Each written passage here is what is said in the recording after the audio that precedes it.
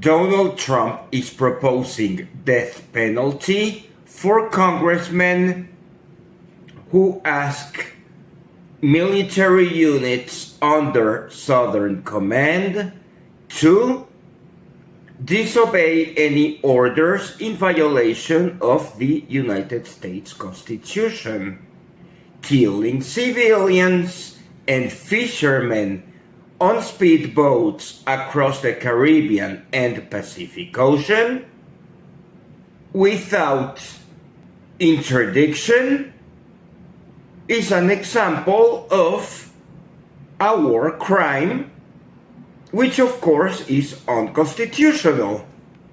So United States military under the Southern Command is being used as serial killers. And just pointing out this fact entails death penalty upon you according to Donald Trump. This madness must immediately cease. This kind of thinking might entail the planet into Third World War, nuclear destruction, and complete eradication of human species. Movement of non-aligned countries, which encompasses 121 sovereign nations, much more than half of planet Earth, along with the Friends of the Charters of the United Nations, have distributed lengthy, detailed communiques explaining once again that individual interpretations from Secretary of State Marco Rubio do not constitute compliance with international law. Solution proposed by signatories of such letters, which are most countries in the planet, is that the United States must immediately remove their naval, army, and aircraft invasion onto the Caribbean Sea and Pacific Ocean. It turns out that legal opinions from the Southern Command are leaking about shady legal consequences, as what they are doing does not follow United States law in addition to international law. The People's Republic of China, through the spokeswoman of her foreign ministry, once again has stressed out very clearly that China will not tolerate a United States invasion into Venezuela, and that conflicts should be resolved through dialogue. While Russia has been sending generals and high-level Russian military delegation to teach Venezuelan military various state-of-the-art, newest techniques on how to fight an asymmetric war against a NATO power, such as the United States. We also have the spokesman of the United Nations, General Secretary, who has expressed willingness to help out with dialogue if both United States and Venezuela request such United Nations mediation. This planet is unanimously uniting against United States invasion into Venezuela because the drug excuse no longer holds, and the United States no longer hides its desire to perform an anachronistic regime change onto a different sovereign country, violating principles of self-determination. Venezuela, of course, continues preparing, and all the way from the capital city of Caracas, located 3,000 feet above sea level, all the way to the peak of the Avila mountain, which is in the neighborhood of 6,000 feet above sea level, and down to the coastline of La Guaira, which is at sea level. This steep mountainous terrain is fulfilled in every single mile by lots of air defense systems, missiles, drones, and communities of militias that have been extensively trained to fight the aggressor should the United States decide to invade. Also, Paria Peninsula in Sucre State, adjacent to Trinidad and Tobago and the Caribbean Sea and the ever-famous Dragon gas field, is fortified by Venezuelan military who are expecting any invasion coming from Trinidad and Tobago, as the exercises scheduled between United States and Trinidad and Tobago militaries remain in effect. Iran has also expressed updated support to the Venezuelan cause. All of them are weapons suppliers to Venezuela and will take any war opportunities provided by United States for testing their superior technology against increasing aged and outdated United States legacy equipment. Colombia remains committed to non-interference in the political processes occurring in Venezuela, as those are domestic issues.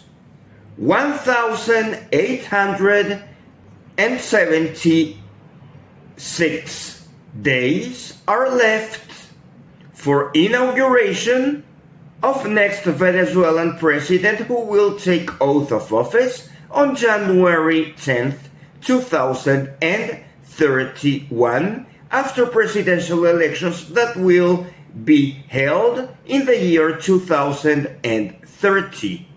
Venezuelan constitution does not speak about any transition. Therefore, as Bloomberg News is obsessed with promoting a narrative of regime change in Venezuela, and as the Colombian Foreign Ministry has expressed in writing, there is no support from the Colombian government to any regime change activities in Venezuela, as suggested by biased Bloomberg News interviews, which leak recordings that can be interpreted at any user's convenience. New York Times, Washington Post, Bloomberg News, Miami Herald, all of these Western media are significantly biased toward regime change in Venezuela, perhaps as their advertisers are interested in some sort of regime change. But that is none of their business.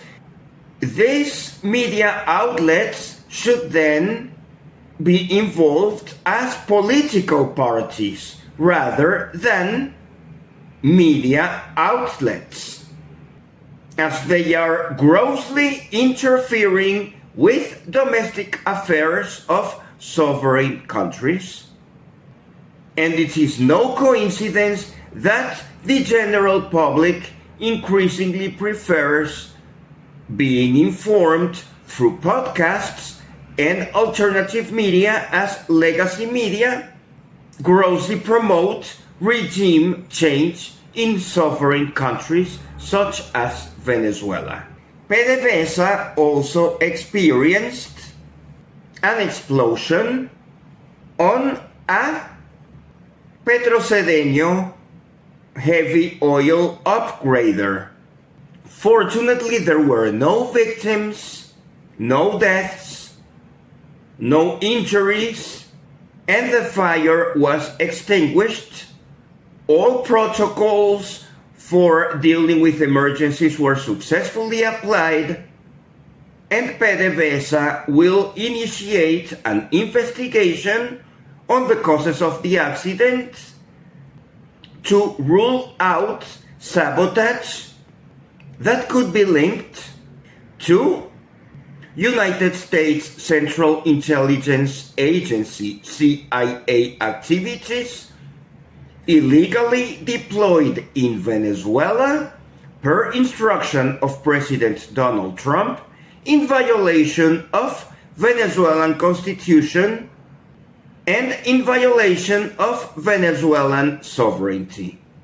Once the investigation is completed, responsibilities and accusations and possible jail sentences will be issued to those found guilty.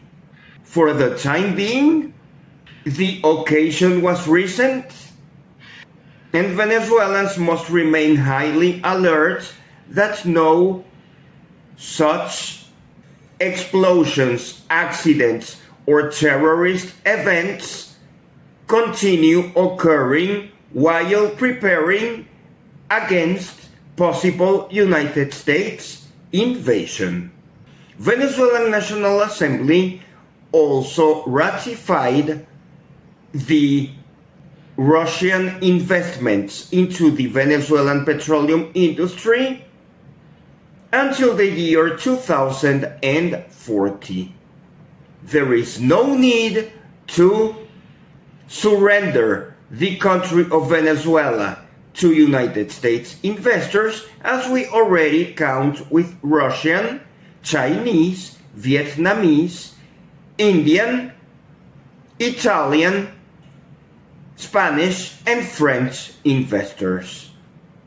Chevron recently stated that they look forward to become a part of Venezuela's recovery.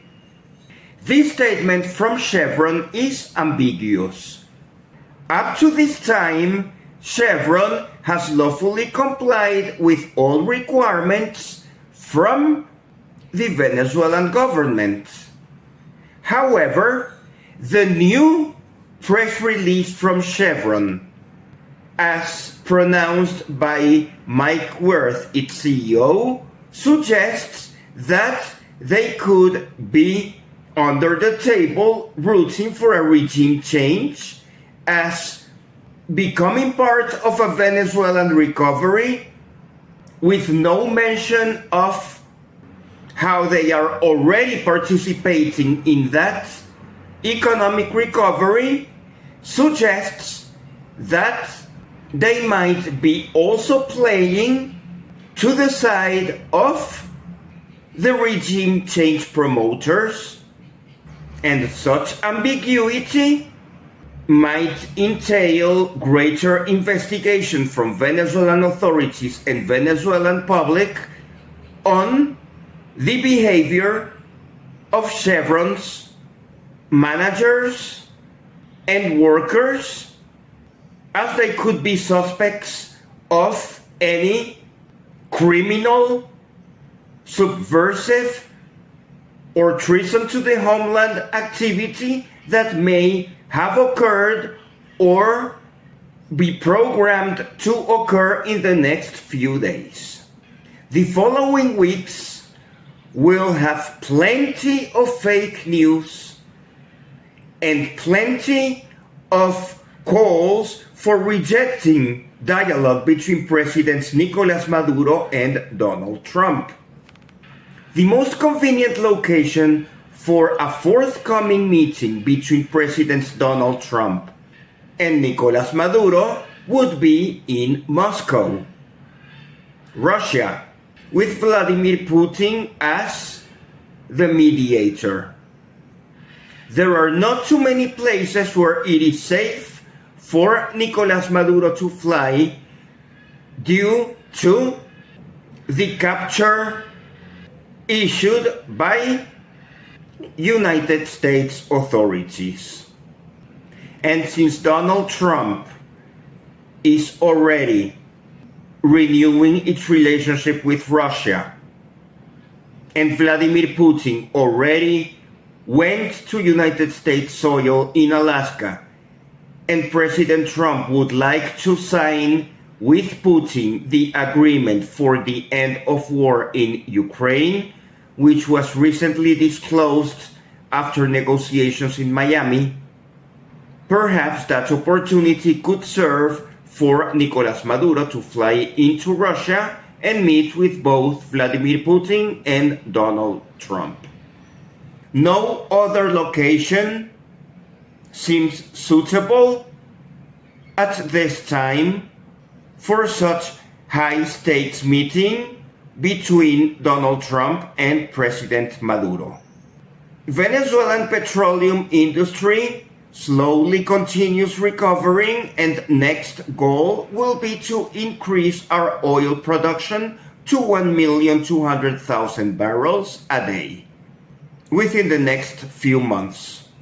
Once we get the American invasion war machines out of the Caribbean Sea and Venezuela is able to relax a bit, it is likely that we will concentrate on economic development. Because right now, our energies are focused on deterring Caribbean war initiated by the United States. Pete Hegseth, Secretary of War, recently spoke that United States made the mistake of not taking care of its backyard. The problem is that the United States has no backyard. Countries of South America, Central America, and the Caribbean are sovereign countries holding bilateral and multilateral agreements at their wish. United States interference is unacceptable, and Venezuela is demonstrating to the world that with cohesion of our population, solid leadership, and smart alliances with powerful countries in the international community, we are able to deter United States war.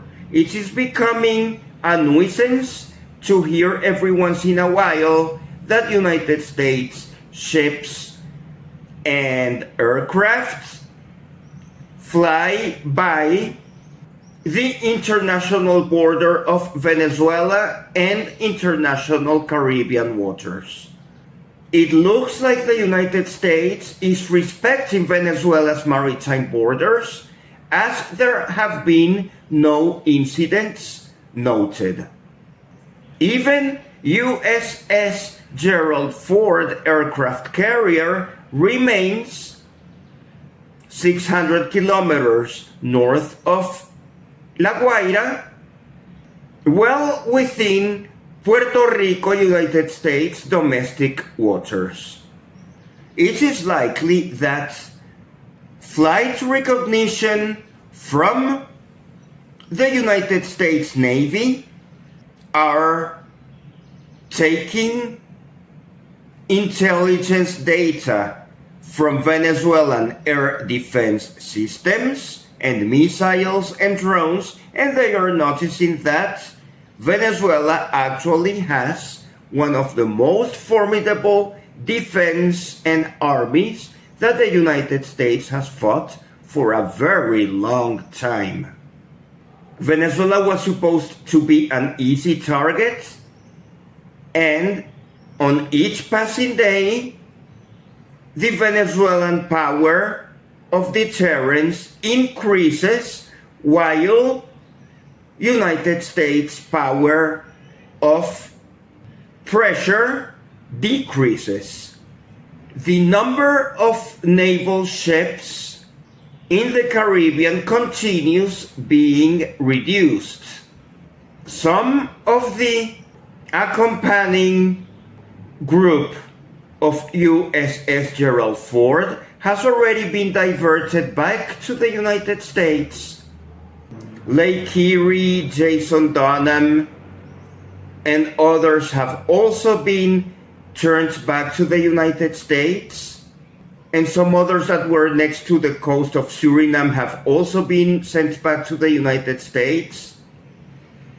It is not clear how many United States military units remain in the Caribbean, but there seems to be a decreasing trend of retrenchment into the United States as there are increasing signs that President Trump might abort the whole invading operation against Venezuela in favor of dialogue. If Donald Trump has such a great relationship with the Crown Prince of Saudi Arabia, who remains in the United States, it seems it has been a very long trip of several days, and he pledged to invest $1 trillion in United States technologies supporting artificial intelligence in an attempt to mitigate the forthcoming market crash. There is no reason why Donald Trump would not meet with President Maduro, who is also a strong leader, such as the Crown Prince Mohammed bin Salman. The longer the United States takes avoiding dialogue with Venezuela, the less opportunities will remain for United States companies to participate in Venezuelan oil fields, as competitors will continue signing contracts for the juiciest deals. It might be challenging to call off this operation in the Caribbean. However, as United States public opinion prefers not to have a war on Venezuela, popularity of President Trump might actually increase when he announces that war against Venezuela is being averted, while warmongers who have been rooting for this war, they might make a lot of noise and they might continue producing fake news, but the relevance continues declining. And of course, the United States Southern Command is under extreme pressure due to change of leadership, as its highest ranking admiral just resigned. There is no information who will be the new admiral in charge of the operations. Their legal authorities have suggested that their speedboat shootings violate United States law, not only international law. And the domestic catastrophe of Donald Trump telling Congress people that they should be executed just as if they were fishermen on speedboats, as those congressmen are asking for the Southern Command military to follow the Constitution, there will be a dilemma, because soldiers in Southern Command should either follow the Constitution and not obey unconstitutional orders from Donald Trump, as in the future that would entail criminal prosecution, or they would face immediate death penalties, as suggested by Donald Trump on his most recent Truth Social posts. Therefore, any action or inaction from a United States soldier based on the Southern Command would lead to tragedy. Either following the Constitution or following Donald Trump would entail into either criminal conviction or express death penalty. Morale of troops is not expected to increase with this political uncertainty. Venezuelans remain calm. Venezuelans remain patient. We are becoming more experienced in detecting fake news.